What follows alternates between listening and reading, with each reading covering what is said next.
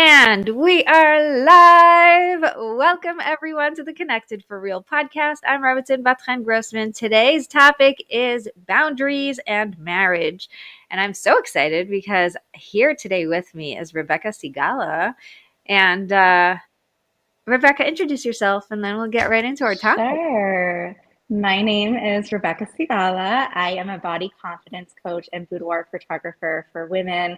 I combine both coaching and boudoir photography to help women feel at peace and at home in their bodies so that they can confidently show up in their lives and their career for their kids and change the narrative and pass down this amazing new message of loving our bodies from generation to generation. And that's what I Yes. do. I love it. I love it. So I've been following Rebecca and her It's been a journey while. for a while. Yes, a long time. I was following you when you were just a photographer and I loved your photography. So Oh, thank you. I think this is really so fun to watch the process of niching down, of finding your unique thing in this world. Like Yeah. really so refreshing Mm. to to go from like, oh, she's the best photographer for anything, to like, oh, she's specifically a photographer that will help you find your confidence, that will help you feel good in your body, that will help you discover who you really are. I think that really shifts the whole way of looking at it. Absolutely. And when you said that, like niching down and finding your own unique thing, I think it's so, I think for many entrepreneurs, we find it to be very parallel with our own personal spiritual journey. And it's just so amazing to see that it's not just about niching down so that I hit a specific market, but really finding what my purpose is, what my life's calling is, and what I should be doing in this world. So that's what was really exciting about it to me. Yes, yes. I was gonna say it's really fun on a business level to see how that shift has been so smooth, but also I'm sure on the inside up and downs and all sorts Yes, of definitely. crazy breakthroughs. And also it's just, in the way that you're able to specifically help people in Yeah. this way. So the reason why we're talking about what you do and what I do and the combination of all of, this amazing work and boundaries, and specifically boundaries in Mm. marriage. So let me just give everybody a big overall explanation in case you're new to the podcast. My podcast is built of 4 pillars. So the 4 pillars, not just my podcast, my entire world, everything I do, it has God at the core. And then marriage and business are 2 pillars that have to work together for you to really have that flow and that life that you want. And then the 4th pillar is you as the container holding all those things.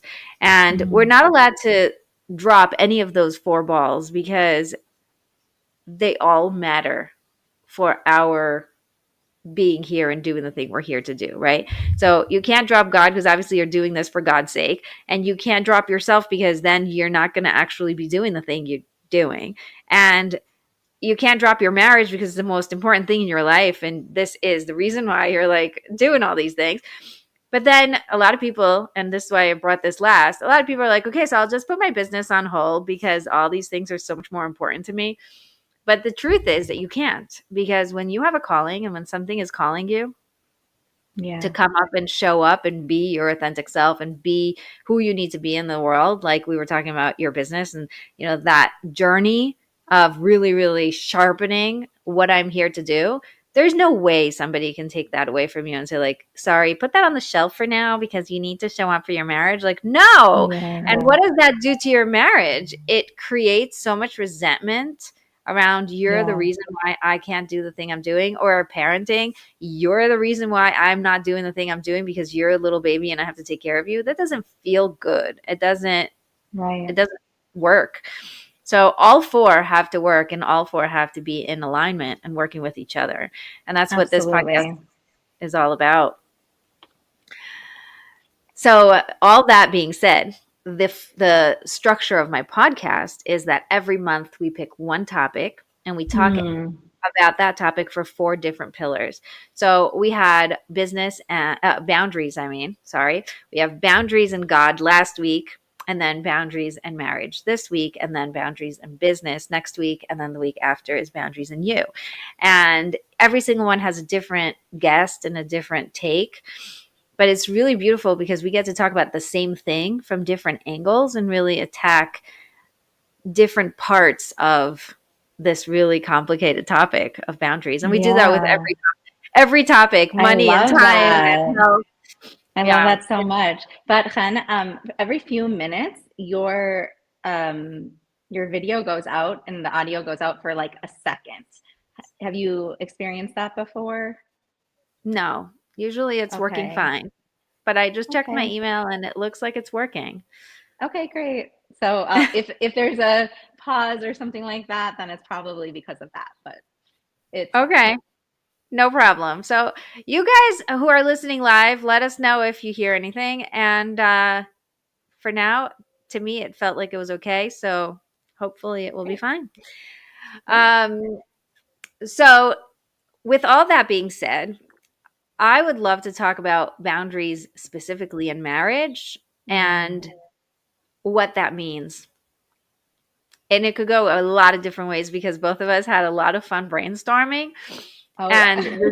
and this is really one of these things that, wow, there's so much to talk about. So, do you want to start and then I'll chime in with some other ones that I thought of? Sure. So I think when yeah, I was thinking more specifically about boundaries, but I think marriage encompasses so much of our lives as well and our interpersonal relationships, and it's one of the first priorities in our lives. Oh, one second. We actually heard So, that. yes, okay, great.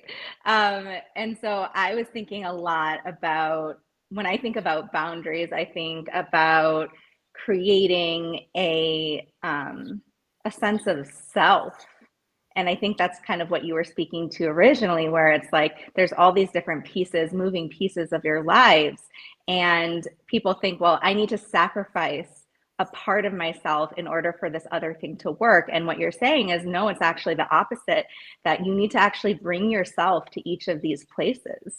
And that is so much of the work that I do, where I'm helping women gain their confidence, but it's not just to be confident. It's really about finding who they are and their authenticity, their purpose, what they bring to the world, what lights them up, and then bringing that to every single part of their lives. And that's why confidence and the way that you see yourself affects everything. Yes. Yes. I love that. I love that. When I think of boundaries, the first thing I think of is just the fence between one person's yard to the other person's yard. And it's Yeah. this indicator that says, this is where I end and this is where you begin. Yeah. And that's, I think, the basic, like the first foundational thing about marriage is everybody says, oh, now we're one. And it's really Mm-hmm. beautiful and like up there, like high The lofty fluff. levels. Yes, and we are one in a lot of very beautiful ways. And we also have to realize that we're actually two human beings with our limitations in this world, right? God Yeah. created these boundaries around us called bodies, and the Yeah. world is functioning on all these limitations that God put here because we need to learn something about boundaries, about where I end and where someone Mm, else begins. right. And then when I think of boundaries, I also think of a container that actually can hold things, right? You have Yeah. boundaries around the water that hold the water in place. And, if not, the water would just flop everywhere. So Yeah. your boundaries are also here to help you contain all of the parts of you and sort of show up the way you are meant to, regardless of what's happening outside. I really love that, and it really makes me think about our bodies being a physical manifestation of that boundary, and how important it is for us to protect that and create a space and a vessel that we feel safe in, that we feel good about, so that we can not only show up, but like just feel like ownership over who we are.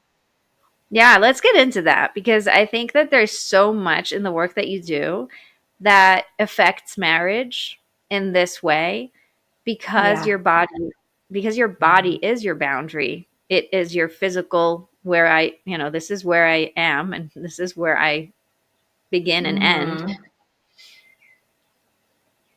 Let's talk about all the effects of that, the way that Yeah. the way we look at ourselves, the way we judge ourselves, the way we talk to ourselves affects Yeah.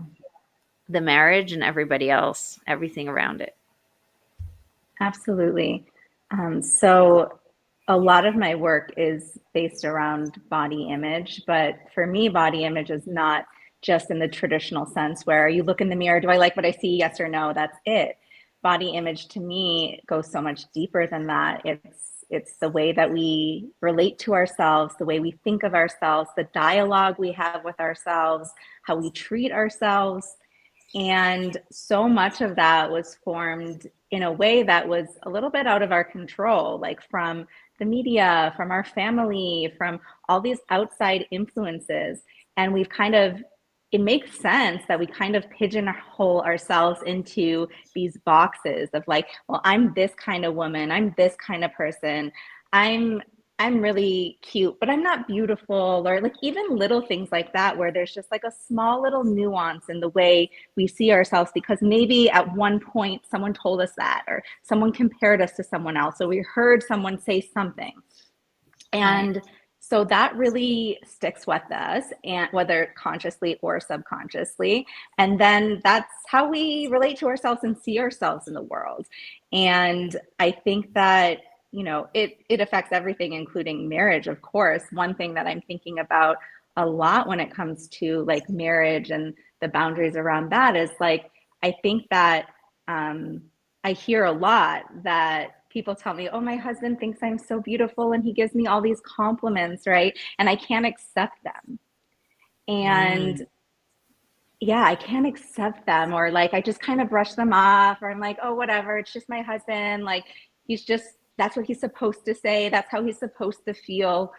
And one of the things that I like to ask my clients is like, well, what if you actually believed it? Not just believed he believed it, but like believe that about yourself, that you are beautiful, that you can, like, whatever compliment he's giving you, that it's really true and you feel that in your body and in your soul. And what would be different in that moment when he gave you a compliment? And it's always about connection. It's always about like walking towards each other. And you almost think like, oh, I shouldn't accept it. Maybe that would be vain, or maybe that would be like, egotistical to be like, yeah, I know, thank you. But actually, like when you don't accept that compliment, it just brings you further apart. And when you can accept it, it's you're in connection with each other. You're seeing the same thing, you're appreciating the same thing, and the light in each of you that comes out is absolutely so important and beautiful. Yeah. I remember I once watched what was her name? The Empowered Wife, Laura Doyle. Um, Laura Doyle had this like quick video thing. I watched this so many years ago. I have no idea what she's up to these days because I I read her book and saw like And that was videos of it. it. Yeah, pretty much. But anyway, I saw this video where she was going around giving compliments to people and she wanted to Mm, see what their reaction was. And like, wow, you're so beautiful. And it's like, oh, no big deal. No thanks, whatever. mm, Oh, this is old. I bought it at the supermarket, whatever. Like, such ridiculous responses that we have to yes. compliments. And she was explaining that when you reject a compliment, you're not just rejecting the compliment, you're rejecting the person giving you the compliment because Mm, they tried to create a connection and you basically pushed it away. And it's yeah. exactly what you're saying now. It's what would happen if instead you just said thank you? Mm-hmm. Forget about allowing it to like, reverberate and Resonate. yeah, anything. Just thank you. Receive. Mm-hmm. Be able to graciously and gracefully allow the other person to give you without the need to do anything but thank you. And I feel like that would be step one before going the next, to the next step of allowing it to Right. really seep in and envelop you. It's just allow it to be first. Yeah. Get comfortable with the discomfort of it. Yeah. Yeah. And it's okay that maybe at first you don't feel it. It's okay that you're not in that place where you're 100% confident about yourself or your appearance. But yeah, but you can still not be in that place and still accept a compliment and say thank you. That's so true. Yeah.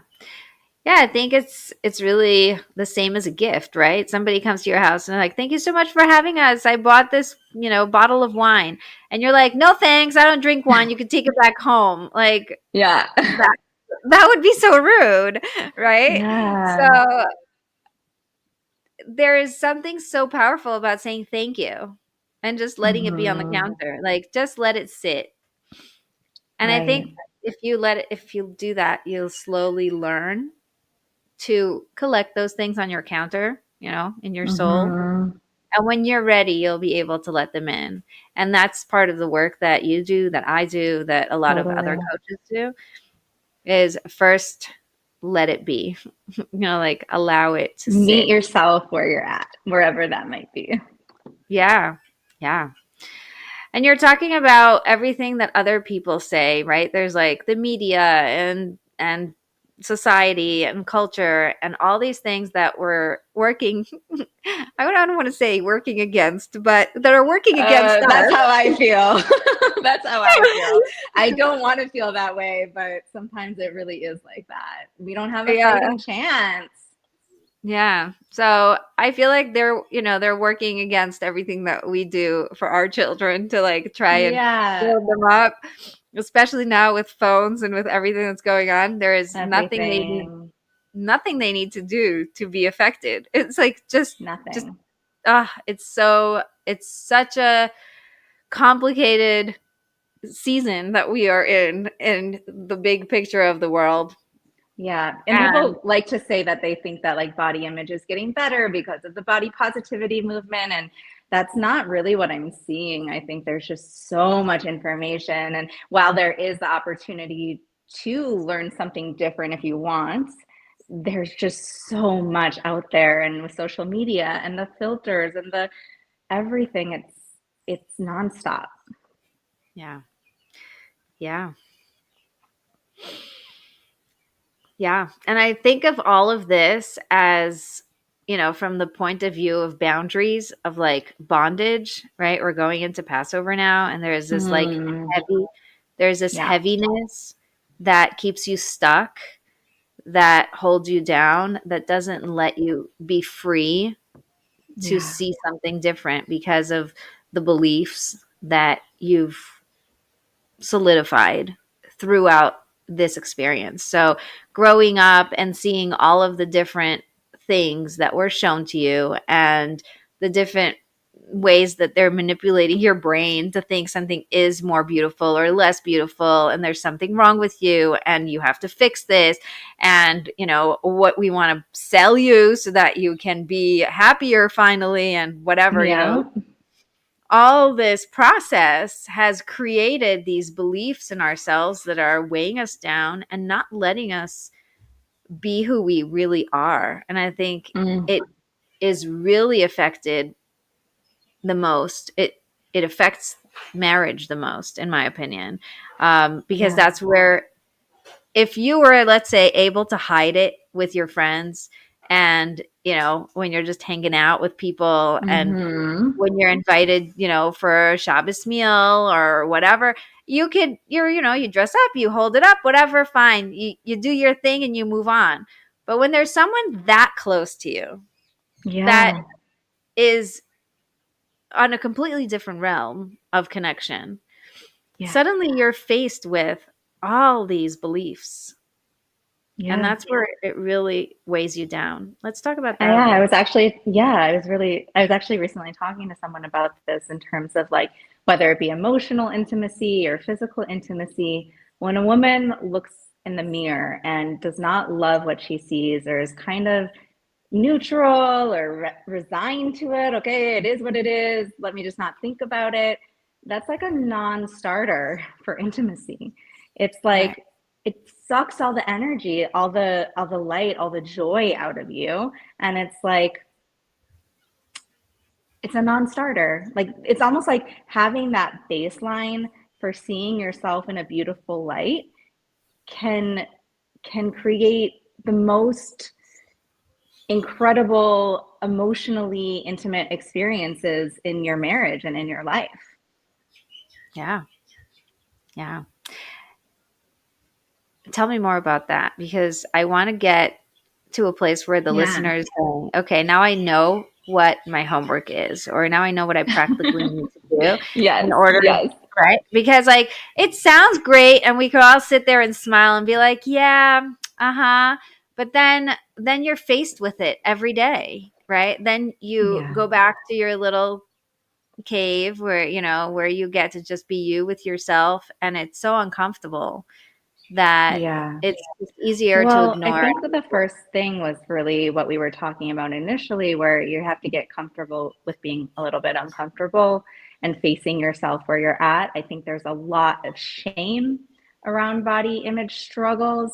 People don't like to admit it because it's something that you can just very easily hide, even in your marriage. Like when I'm working with my clients, they'll I'll be talking to them, and then at some point I'll be like, "Do you think your husband even knows how you feel about yourself and your body?" They're like, "I think so." And then they'll have that conversation and realize he did not even realize the depth of scrutiny that she was putting herself through, whether that be when they're together or when she's out in her job or wherever it might be. No one is in your mind.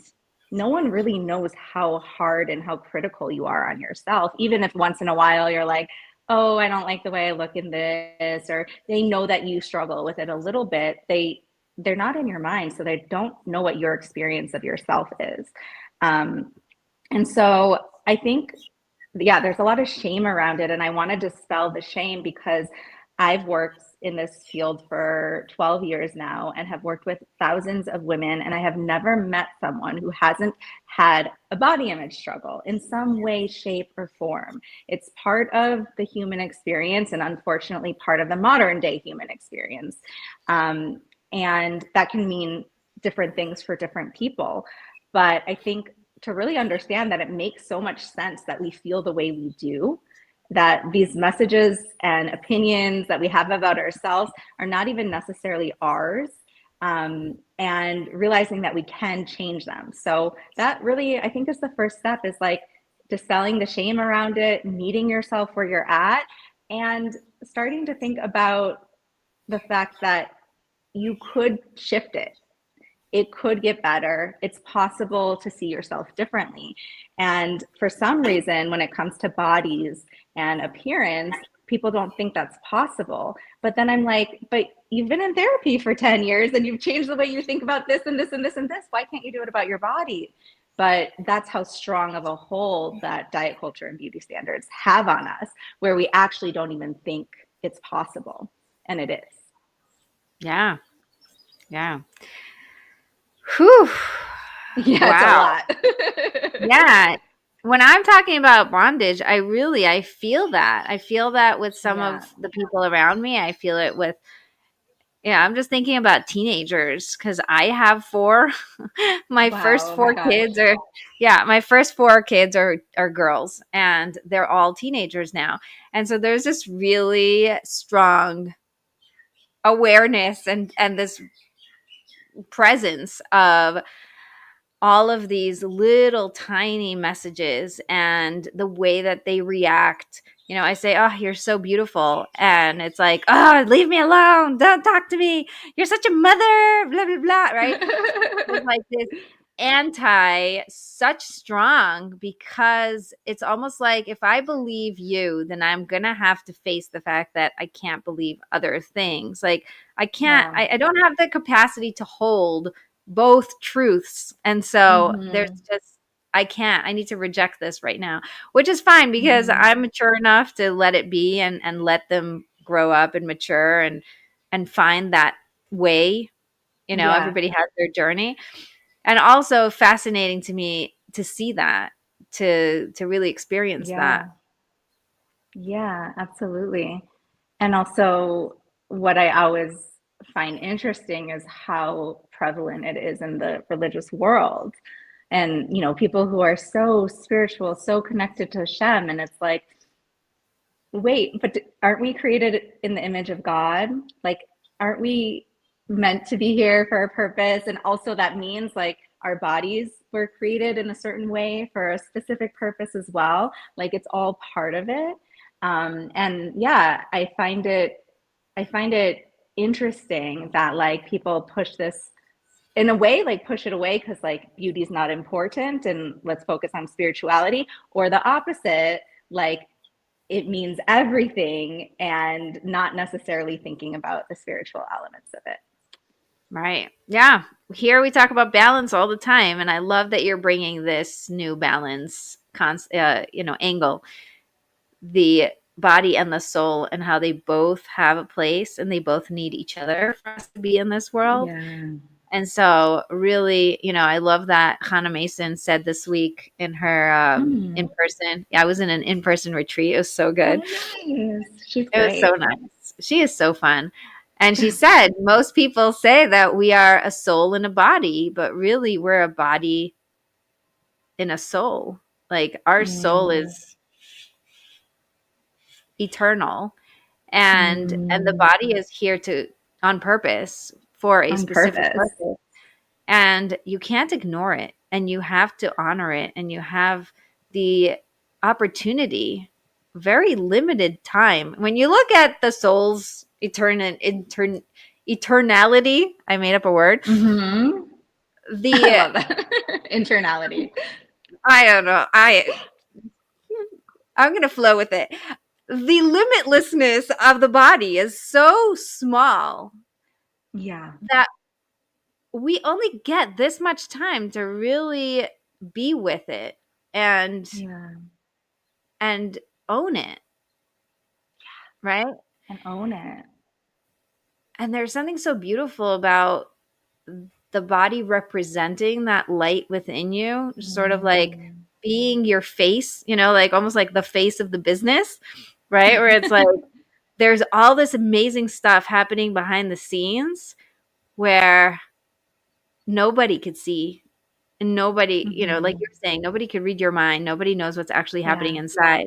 But there is a way for you to reflect that, and a way Mm. for you to hold yourself a certain way and to Mm-hmm. feel a certain way and to allow yourself to be physically a certain way that Mm-hmm. is so powerful. Yeah. Really as a reflection of how you see yourself, not necessarily needing other people to see you a certain way, but reflecting how you carry yourself, how you treat yourself, how you walk through the world is really a reflection of that self image. And Yeah. when you put a piece of yourself, you avoid a piece of yourself, like beautiful doesn't matter. It just matters that I'm smart and that I'm this and that I'm that. That's also a part of you. And so it does impact the way that you show up. Yes. I love that you said that. A lot of people think if I just divorce this part of myself, then I will be perfect. And it's actually like, no, you're missing a part of yourself. There is no way you can be Yeah. perfect because there is almost like the bite missing. And this piece is actually the thing that is going to make you feel whole. And it's going to be that part Yeah. that's I'm talking about whole, and I'm remembering a long, long, Mm. long time ago, I had a video about perfection, and I was walking with my husband and we were talking about whole wheat, and I was like, whole wheat, huh?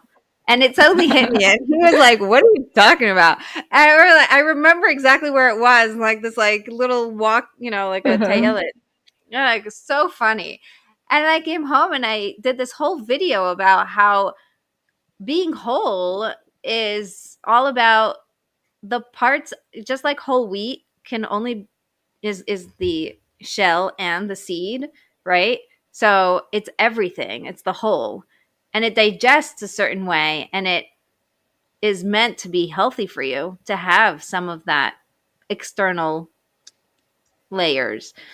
And when For people some, decide, you blacked out for like a whole 30 seconds or 20 oh no. seconds. Okay, so Yeah. I'll repeat You said myself. whole wheat and then what was the analogy that you made? Okay, so here's the analogy.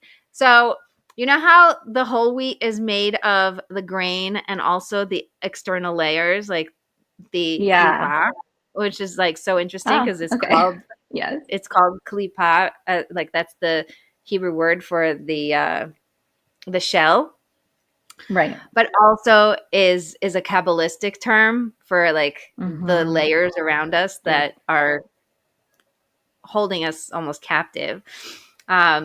And we need to shed those in order to really shine, which is really interesting. But anyway, that was a total tangent in my Wow. head.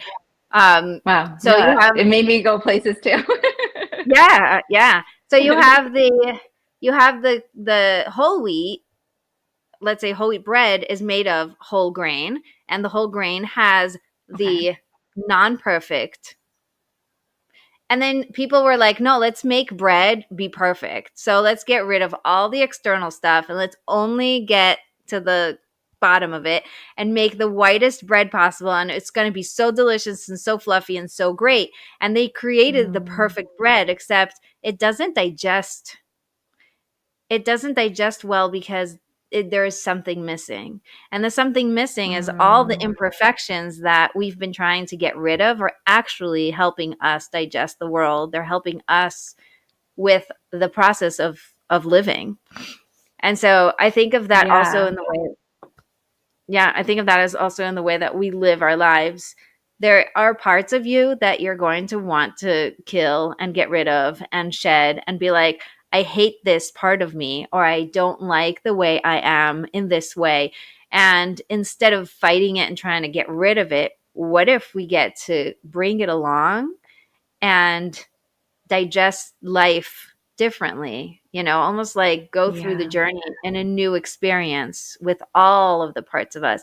It's like this body image thing really speaks Mm, to me because I feel like I know so many people who yeah. reject that part of themselves, Yeah. and it's painful. It's painful to watch how difficult it is to then go and live your life when in reality part of you isn't living. Yeah. Yeah. I mean, it's so true about kind of these clipotes and running away from yourself in a sense. And that's actually part of my own story is when I started on my spiritual religious journey. That was part of it. Like I thought that like this part of me in the past was like bad and wrong, and I had to like leave it all behind in order to like embrace goodness and God.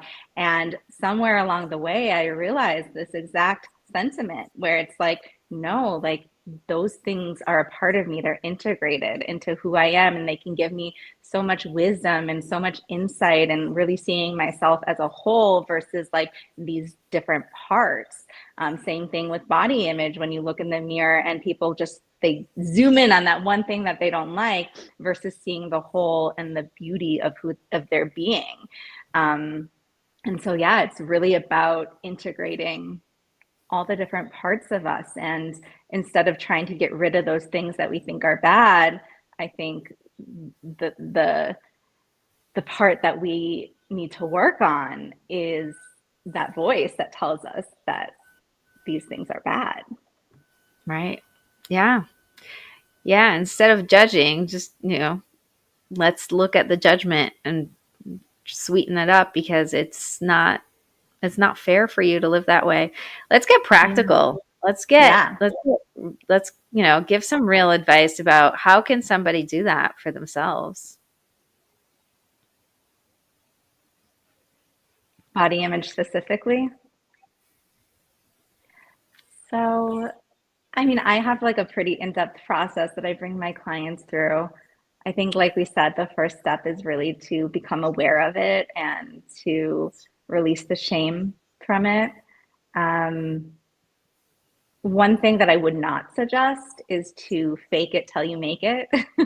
That's something that people always say, just fake it, just put a smile on your face, But if you talk to women who have done that their whole lives, they're still in their head being critical of themselves. So this fake it till you make it has not actually worked because you're still thinking this is a bad part of me, or this is wrong, or this is ugly, or I need to hide this.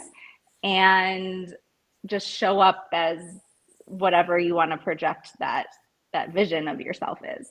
Um, Yeah. so The fake it till you make it is so painful because what it does is it strengthens of the way you feel about yourself when you're not in alignment, right? It's right, like if our goal is to be whole and to be in alignment and to feel like all the parts of us are sort of like tucked in beautifully and we're like nice and tall and we're yeah, connected and we're straight and we're lit up. mm-hmm. So fake it till you make it is I'm faking this aligned straight thing, but I'm not in alignment. And so that disconnect on the inside tears you apart from yourself. And then you can't trust Yeah, yourself because if I'm faking it to everyone else, maybe I'm also faking it to myself. And then I can't trust myself and I don't trust my intuition and I'm not connected for real. So mm-hmm. then I get into all these big problems and,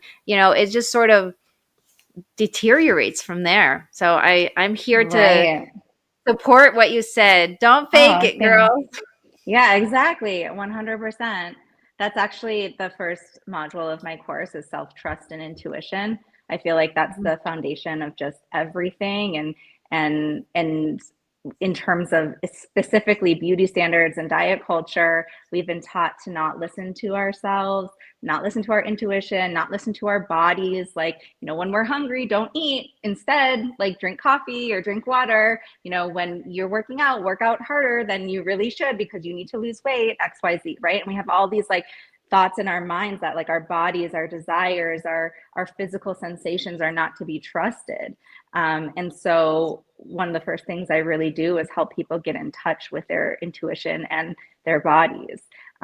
One thing a way to do that is I actually have them set alarms and this sounds really kind of annoying. And I at first did not want to do this for myself, but then I did it and it was so life changing. For a little bit of time, I basically every 2 hours, I had like a really nice, beautiful alarm go off. So it wasn't like, it was like this really nice sound. And it was a reminder for me to check in with myself and check in with my body. And I would just ask myself, I would take a deep breath, maybe close my eyes if I can, and just say, body, what do you need right now? And just opening that dialogue with your body is incredibly powerful because you start to understand what it needs. You start to trust it more, start to respect and honor it more. And so even before you start getting into all the beliefs about beauty and body and diets and all of that, like really just slowing down, becoming aware of the things that you're struggling with, bringing compassion to that, and then starting to connect with your body and start to trust it again, create a relationship with it. I love that. You know what came up in my mind? There's past, present, and future. And a lot of times our minds will go in the past and in the future, and it's very difficult to get in the present. And so there's an entire Yeah. movement to become more mindful and more present and be here and now. Yeah. But there's something that's really powerful, and that is that your body is only in the present. Unlike your mind Mm. that can travel, your body is just here. And so Mm. getting I into like your that. body, yeah. And so getting into your body is really the best way to get present because there's nothing else to do but to be here and feel my fingers 100%. and count Well, them. that's what we were talking about with like the marriage and the intimacy piece is like when people struggle with their body image or just even the way they see themselves, they're in their head. It's very Right. head oriented. And you're in the past, the future, comparison, this, that. It's all very in your head. And what working on your self image does is bring you into your body and bring you into that present moment. And nothing could be more valuable or powerful than that for a relationship. Yes. Yes. And anytime, like, and, if we're talking practically, the best way I know to get present is to get into your body, right? Anytime you catch yourself in your thoughts, in the drama, in the up and down, back and forth, woo, everything going on in your head, all you need to do is just like you said, close your eyes, take a deep breath. Sometimes I ground myself like a grounding wire. I actually will send all of my awareness down my feet into the ground and just really arrive, and Wow, and beautiful. sometimes it reminds me when I was a kid, we were watching a movie and like the room was, regularly lit, whatever. It wasn't anything dark or not, but we were so focused on the screen that Mm, suddenly there was a power outage and the screen went black. And for a second, my eyes refocused and realized that we were actually in a room. And that moment of realization that, like, like I was so sucked into this one thing that was playing noise mm, and lighting up and making music and, doing the thing. And when it stopped, it brought me back to where I actually am. So it's wow. like that. It's like that. Like, Yeah. can you just in a split second bring yourself back, even just for a second, so that you have the opportunity to listen if you need to? Mm, yeah. And our bodies are so wise. They offer us so much intuition and so much wisdom about ourselves. And I think what you said about the fact that our bodies are always in the present, probably that's probably one of the reasons why, because we're disconnected from that and connecting to our bodies really brings us to the present. And there's so much beauty in that. Yeah. It brings me to my birth. Like when I think of connecting to Oh my yeah. body, it's almost that How is the many place. births though? Well, I went through 8. Um, Technically 9, but whatever. Thank God. Um, Hmm. there is something so beautiful, and even in that one, it was also amazing, right? Because the Wow. ability to get into your body and to really listen and to slow down and to find out what do you really need is such an Yeah. amazing process. And So you know what? It's amazing. amazing. I don't talk about the miscarriage as much because it's just like Right. whatever, you just move on and move along. But Right. it's actually one of my favorite memories. It's one of the times where I gave myself the most permission to be with myself, with my body. From the Wow. moment I found out that there was, nothing to do until Hmm. it actually, came out, thank God, naturally. And I did a lot of internal work to like not believe the Mm. doctors and really allow it to just do its thing. Wow. That must have been so difficult. It's like, thank God. And it was early enough that it's not like, a crazy experience, but just through all of the different points of that journey and how afterwards I gave myself permission to just like Mm. go shower and go to sleep. And I told everybody, I'm post birth, so you have to leave me alone. Mm. And it's just Yeah. like all the ways that I was so kind to myself Wow. was so powerful. What do you think? First of all, I'm so sorry that happened to you. And secondly, what what do you think allowed you to have more, it seems like more compassion and in tuneness than usual with your body? So I was already on this beautiful journey of getting really in touch Hmm. with myself and becoming more authentic and more aware and really it was I already had 5 kids. So this was the Mm. sixth pregnancy. And everybody already knew I was pregnant. So it was like there was a lot of noise around me, which was also very interesting because you know how they say, like, don't tell anybody until it's like, late enough. Yeah. And at that point, I was like so excited to be Everyone pregnant, knew. telling everyone. And just the process I was going through internally of learning to listen to my body, learning to breathe, learning to be more aware of what do I really want and what is important to me, right? Because like I was a graphic designer for 15 years, and that was a little bit of Mm. like the real like the beginning of the pivot, and what do I really want and what am I here for, and am I really here to like sit and design for people for my whole life, And and do a like million revisions, I'm sure.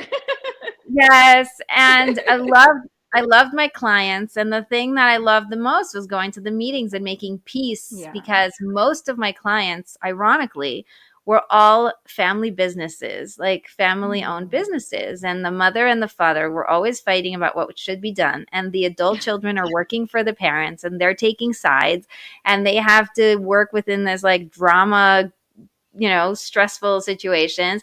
And then they sit around the table, and I'm there making sure everybody is heard and making sure there's peace and making sure that God is in the room and that everybody Yeah. understands that we are not making the decisions. We're guided by Hashem. And so there's a lot of things that I was already doing that I Yeah. just basically rebranded, in my new Hmm. reality. But that was really interesting for me. So I think, you were asking like, how did I get to that place? I think all of that together, like the journey of finding and tweaking and sharpening what I'm really here for, and then having this experience, and then suddenly being told by the doctors that can't be, and you have to do this and that, and we know better. And there's something inside me that just said, no, no, I think it's gonna be fine. Like, I'm gonna go home, I'm gonna rest, I'm gonna do the things I need Hmm. to, I know what to do, and it's gonna I be know my okay. body.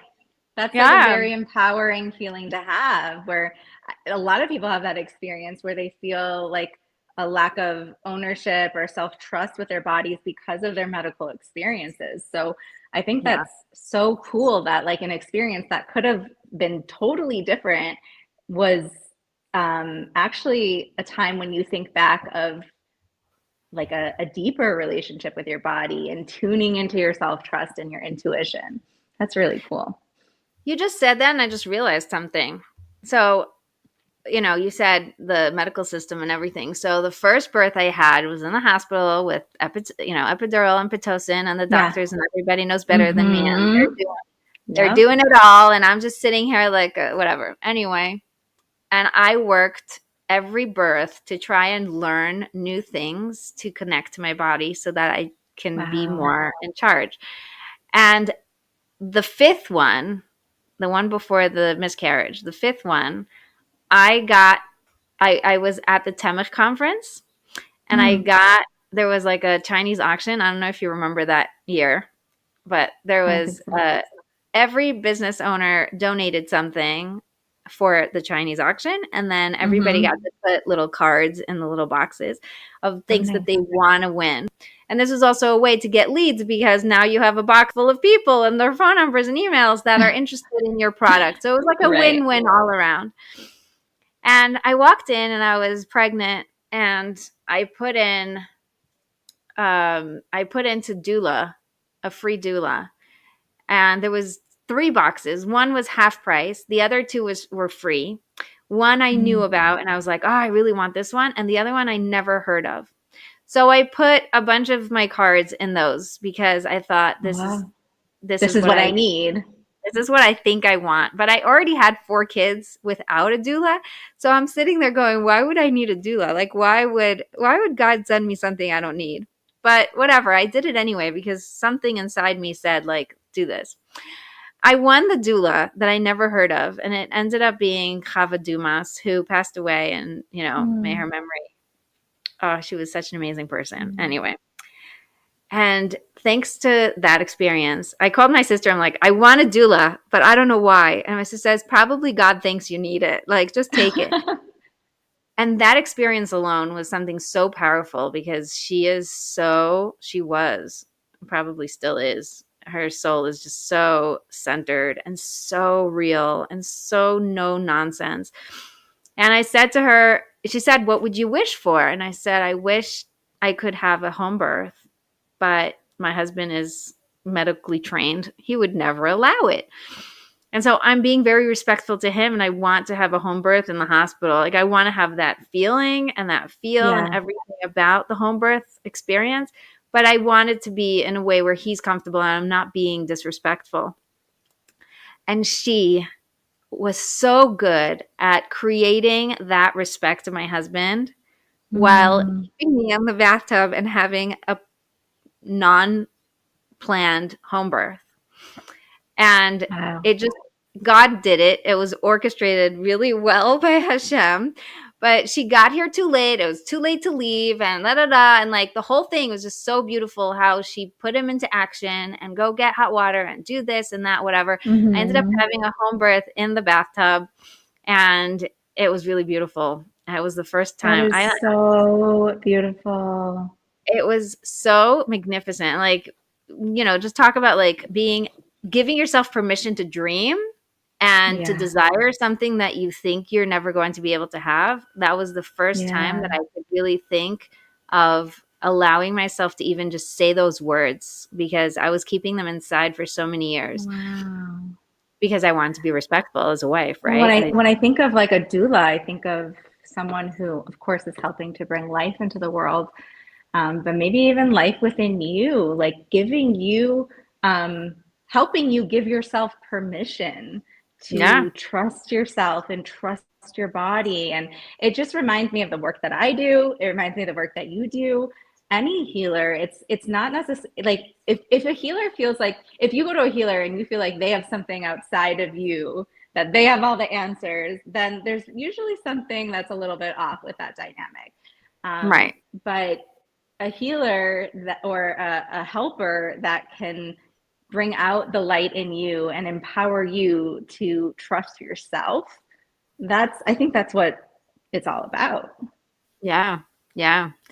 And I think that, like, now that you're talking about it, that experience, I think, opened me up to be able to really feel my body, 2 years later, Yeah. be like, it was exactly 2 years later. And I was like, wow, this is so cool. This is happening. And I remember I called her and I told her I started bleeding. I think there's a problem. And she said, okay, get to the doctor. You have to check it out. Rest, right? Put your feet up and rest and don't move and whatever. And I was like, no, I'm not resting. I really want to go out. Like, I'm going to trust myself because I don't want to miss this party just because I am like I was so in tune that even when she Just told me to so rest, in I was tune. like, no, it's fine. I'm doing the No, thing. it's And like fine. all the steps of it, like it's really very amazing. Like, thank God, since I had two intentional home births. That's But amazing. it's been really interesting, the process and the journey and everything that has happened throughout the years. Like, when you have 8 kids, then every kid reminds you of a different time in your life, right? Yeah, absolutely. Yeah, it's like I was talking to someone and she said, before the tree fell on our house, after the tree fell on our house, is like two different eras because of the way Mm. that the tree affected their family and their home and the Oh, redesign of the home, wow. whatever. So I thought, yeah, every person has that, where like there are certain situations in your life that create sort of like a boundary of time in your mind. Mm. Yeah, absolutely. And it can be a really positive or like a challenging experience because, I mean, when you're talking about how empowering this is, I'm also thinking about all the times people have shared stories with me where it hasn't felt empowering and it affects the way they see their body. They feel betrayed by their body. They feel like their body is working against them. And then they, 5 years later, look in the mirror and they're like, I don't know why I don't like what I see. And it's all so deeply interconnected. Um, you don't have to answer this if you don't want to. I don't know how personal you go. But I'm curious, like when you started having a deeper trust for yourself and your body, did it affect your relationship with your husband? Yeah, for sure. For sure. I think it's, because the timing just now because of your questions and I'm thinking back to timings and stuff. The timing is when I transitioned to helping people. So I left graphic design and I pivoted to become a coach. And I didn't want to call it coaching because I didn't like that word. Yeah, I still don't. I totally get that. I was like, I'm an advisor, you know? A Um, mentor. I was like, I give advice, okay? Come and get my advice. And it's funny because people are like, you should go learn like therapy and stuff. I'm like, why would I learn therapy? They're not allowed to give their advice, Like all these You're like, I people want are, to tell I you. want to tell you what I really think. So I started being like, I really felt called to just, pivot, to start to be something different. And in the beginning, it was like going from the graphic design role to like the art director because I realized that I have more in the relationship with the people than in the actual doing the work. And then it Yeah. turned into, helping with the actual relationships within the business and not so much the design anymore. Mm. And so eventually it just like pivoted itself. And it's so interesting how much I was in my own way. Like my Mm. client who I was designing for and who then I helped with the relationship and like, that whole process, he just looked at me and said, "Why are you a graphic designer? You have to be out there doing this." Because in Wow. one session, I was able to transform the entire family dynamic of like everybody is killing each other. And it's so funny. But I had to get like he had to tell me to to go and do it for me to realize like, oh, he's right, I should probably do something with this. Right. So when bringing it back to my marriage, I think one of the biggest things was that I felt my husband was holding me back and I was really resentful of how that Mm. felt. I felt like Yeah. I was constantly being trying to go forward and being held back by the home and the responsibilities and what I'm supposed to do. Mm. And also, my husband wasn't happy with how his, career was going. And I was sort of Yeah. like moving ahead.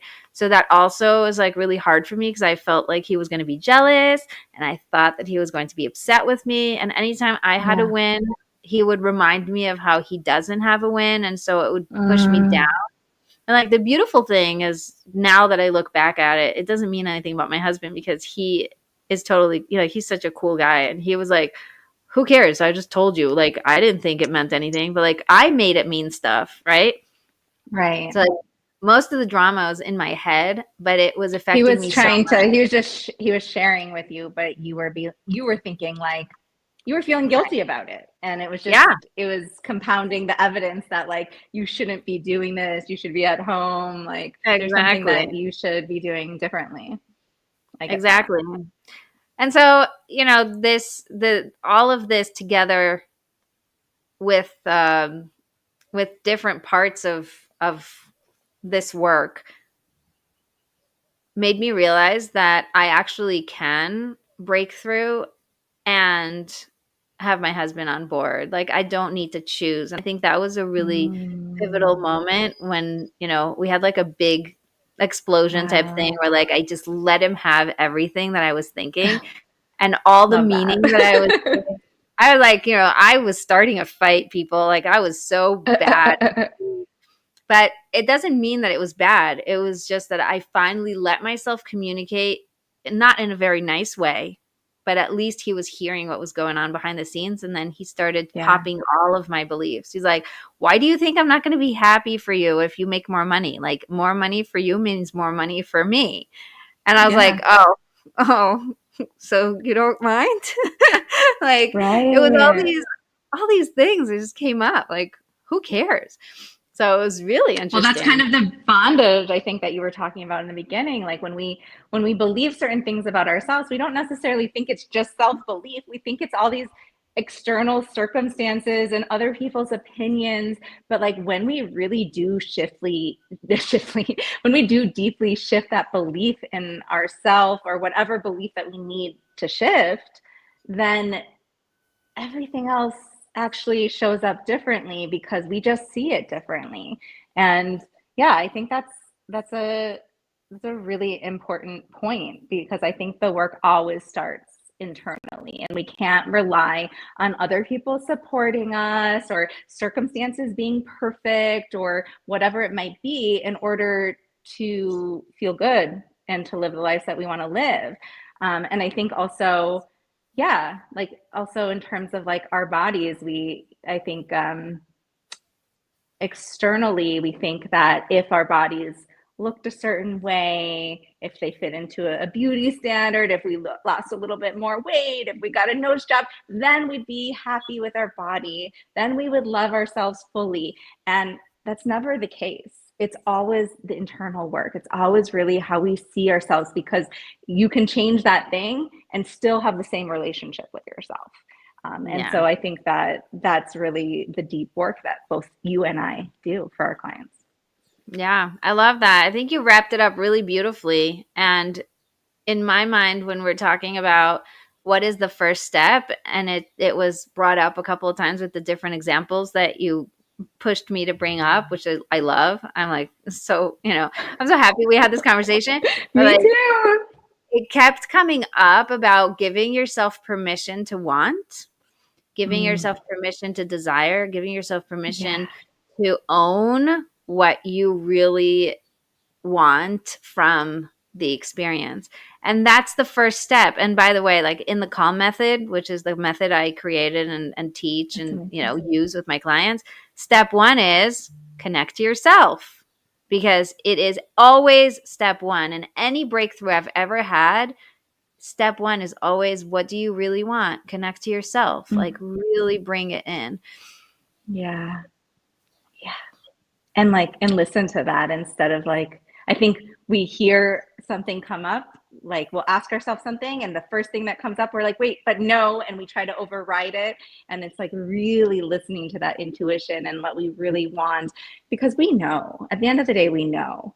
And we can kind of silence the chatter and everybody else's opinion and connect to that ourselves, and that's really powerful.